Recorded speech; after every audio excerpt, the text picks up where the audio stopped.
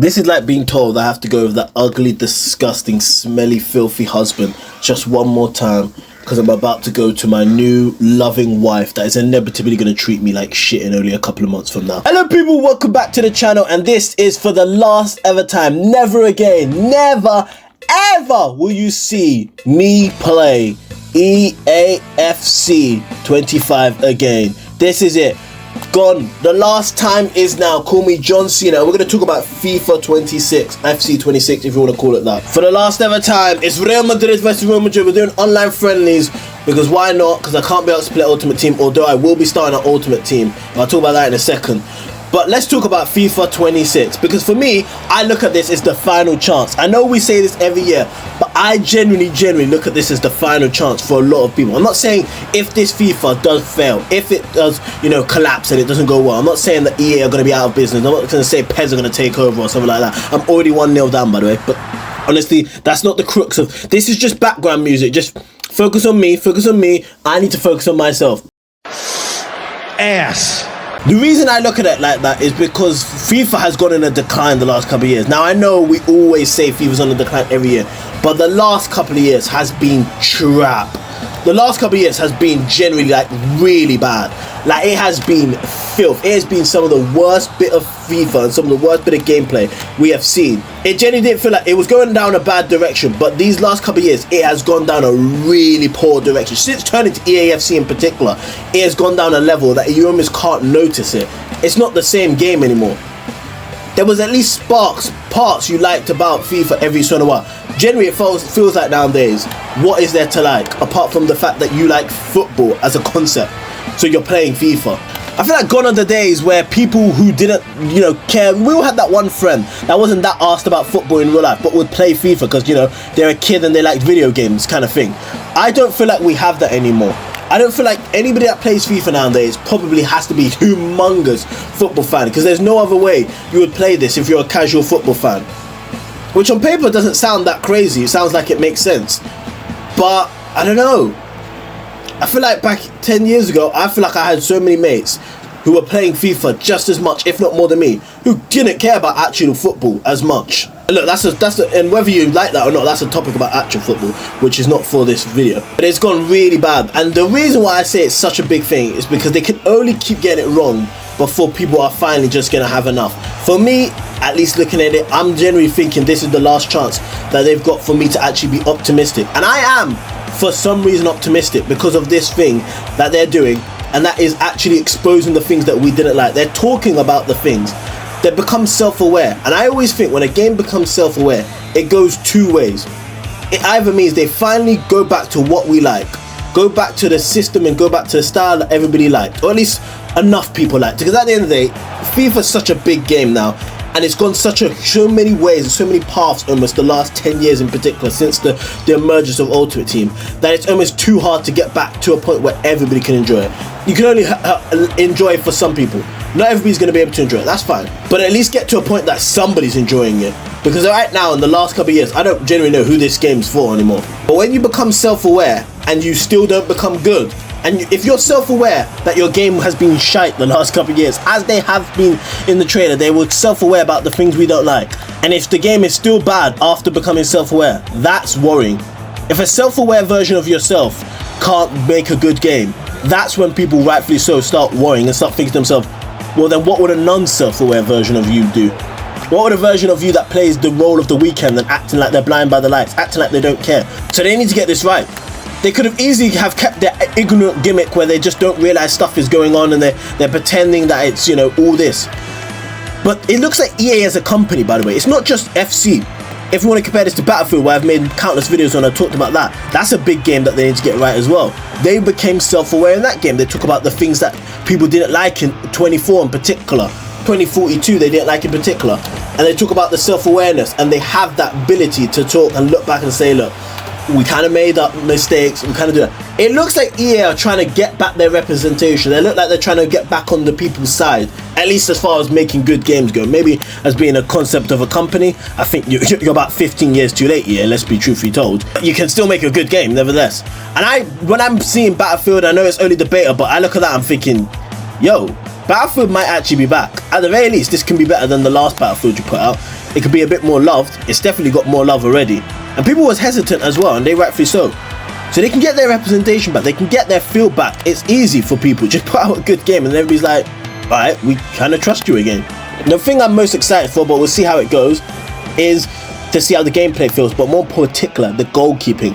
Now for me, one of the most annoying things in the last couple of years, without a shadow of a doubt, is how crap goalkeepers are. The pamming out, the basically making a worldie of a save, you know, Casillas against Sevilla, well done ones know, you know, Emi Martinez versus France, Courtois against Liverpool, you know, some death-defining saves that you'll never see before. And then they just also, at the same time, they palm it out right to the player that's right in front of them. It's like, well, no, a keeper just doesn't do that. Out of 100 saves, 99% of the time, they don't do that. But yet, FIFA did it that 99% of the time they did do that. I would love to see less ricochet, and I'm not talking about the bold one from AEW. See, like that? See that what I mean? That's alright if it doesn't keep happening constantly. This guy's had enough, so we're going to go into game 2. I'll tell you one feature I'm really excited for, and this is really good. The slow format feature of how the game works, and then there's the fast arcade game. So in case you don't know, they're going to have 2 features of how you can set the game up. In career mode, you can pick either 2. In Ultimate Team Online ones, it's going to be the arcade, more fast-paced kind of gameplay, which I'm absolutely on board with, by the way. I like that they give us 2 options, and I think, you know, you can, especially for career mode, I think career mode should give you the both options, because sometimes in career mode, the realistic gameplay sounds fun on paper, then you actually start playing and it's very boring.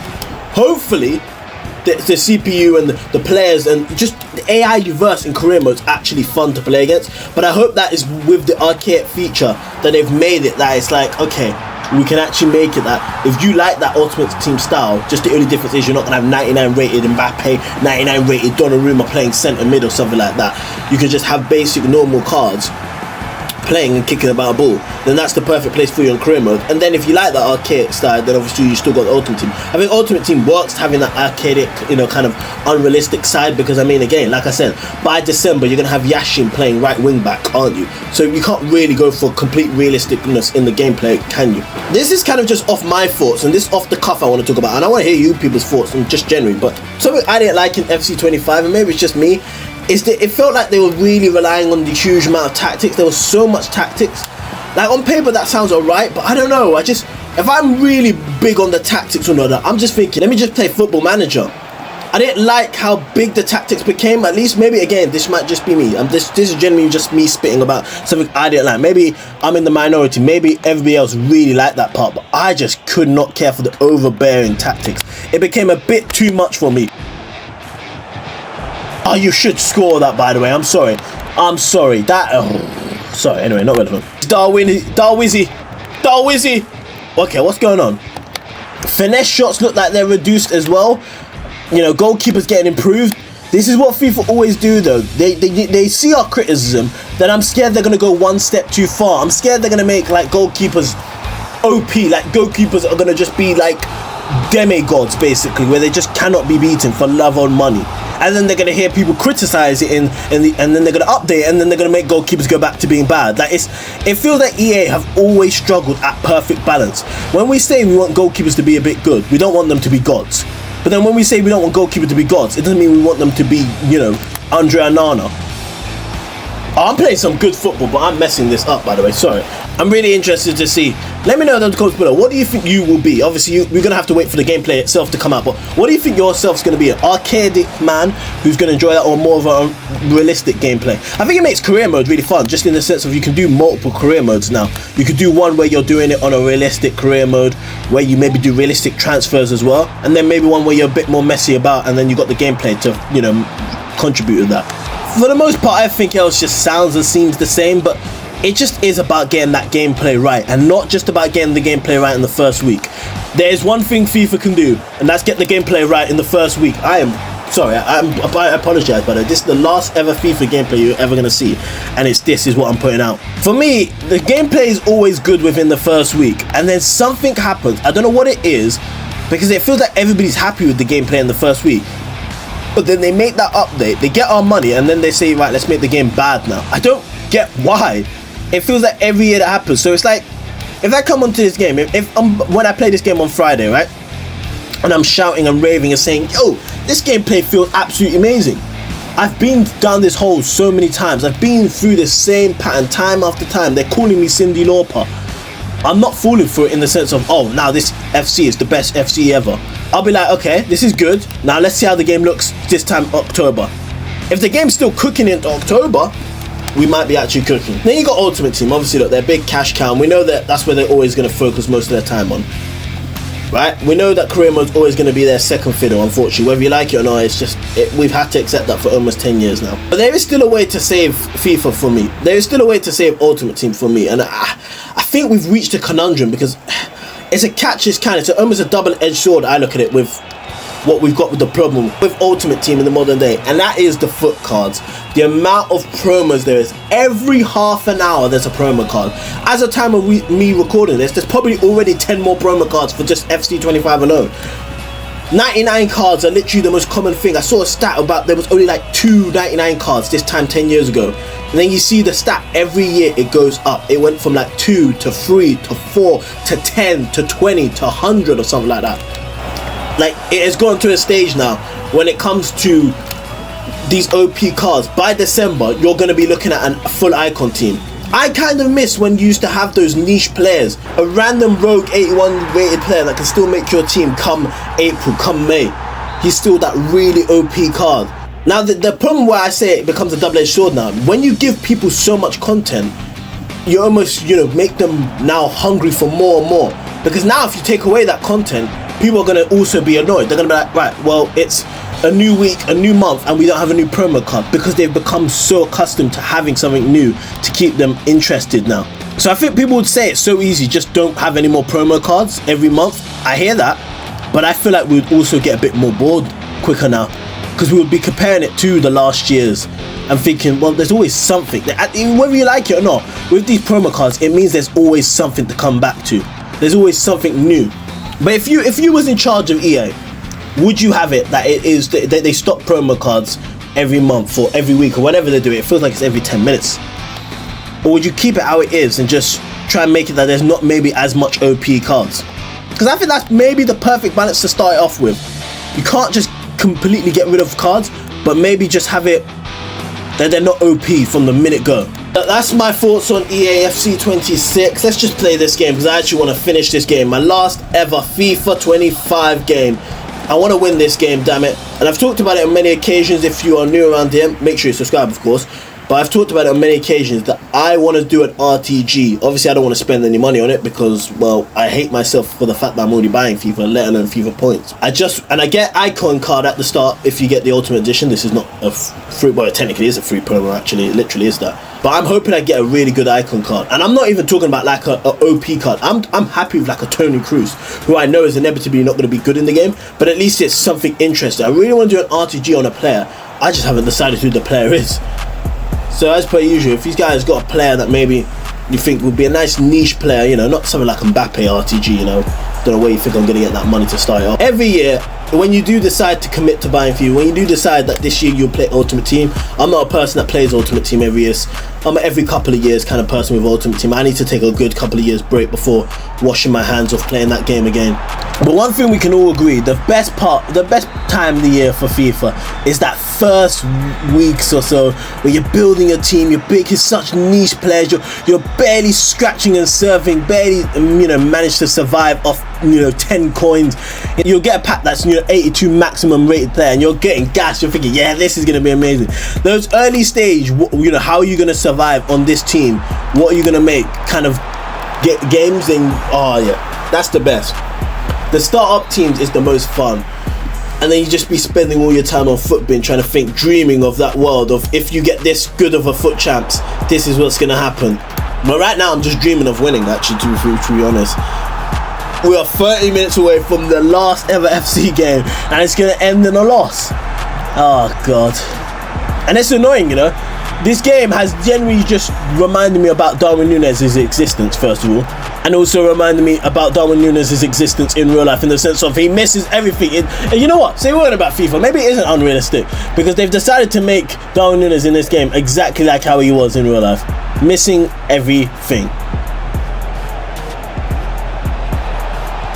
Callister, big goal, 3-3. We're still in it. Come on. Give me your energy. Call me Goku. Give me your energy, people. I need to feel. You're just praying. Nunes, go. Oh, yes. Come on. Come on, Nunes. He thinks he's Suarez after one goal. Calm down. Only Slot's looking for a hug. You ain't going to get that. I also want to do a lot of FC content. I want to do clubs. I want to do co-op with my mate Josh. You might have seen him on the channel a couple of times. I want to do online friendlies. I want to do career mode. I would want to do clubs. I don't know if I said that, but like, I don't have that many friends, like Jesus Christ. I wouldn't mind if they added like a new game mode, you know, like Volt. I know some people was a bit iffy on Volt. I didn't mind it for the most part. It was an alright kind of mini game kind of thing. I wouldn't mind something like that. A Journey, almost 10 years since the Journey. If they want to do like another version of that, I wouldn't mind something like that. If that, you get what I mean? Kind of almost very different to everything else kind of thing. I wouldn't mind something like that. Here's Luis Diaz. He can't be offside. He's in his own half. Militao's running down that byline. Here's Salah though. Where? Oh, it was a bit nasty. It was a bit dirty.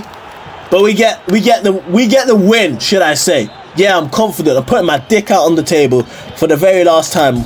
I mean, I can still do that all the time, actually, now I think about it. But I'm putting my dick out and saying, this is our win. This is my brutality. Call me Rhea freaking Ripley. If you are getting FC 26, more particularly if you're getting the Ultimate Edition, what do you think is the first thing you're going to do? I think I'm just going to pretty much just play a kickoff game to start off with and generally just find out like how the game generally feels on just a random kickoff game against the AI. Just pick a team, pick a 5-star team like Rob Van Dam, and then just take it from there and see how it genuinely feels. That might just be my first video on it. Genuinely just playing my first authentic game, and that's it. I think that's fair enough. Every year there is a meta of, obviously with FIFA, there always will be. There's one meta every year that is an over-the-top meta that you almost have to expose or else you will get done up, especially if you're playing Ultimate Team. Some years with the Travella, some years the finesse shot, the kickoff glitch. I hope that one's gone. Oh my god. I wonder what this year's is going to be. You never know until you know, I guess. But there always is a glitch. There always is a meta. There always is something that is way more OP than the other thing. And just like that, people, I have won my final. Oh, whoa. Ugh. Salah. Oh, my final ever goal. What a. Ugh. I deserve to be winning. Those first half highlights, yeah, piss off. Look at this. Look at this for a final ever goal scored on FC 25. Ugh. Ladies and gentlemen, that is it for FC 25. You'll never, ever see this game again unless you search up more FC 25 content. If so, why? The hell? You don't need that anymore because you can just stay here with notifications on and you will see FC 26 content. I'm in Div 8 now as well. Look at that. Almost all I see is win, loss, no matter what. I hope you guys enjoyed. If you want to see FC 26 content, please subscribe with notification on because you will be seeing that on this channel constantly. I've been Jordan and I'll see you guys in a bit.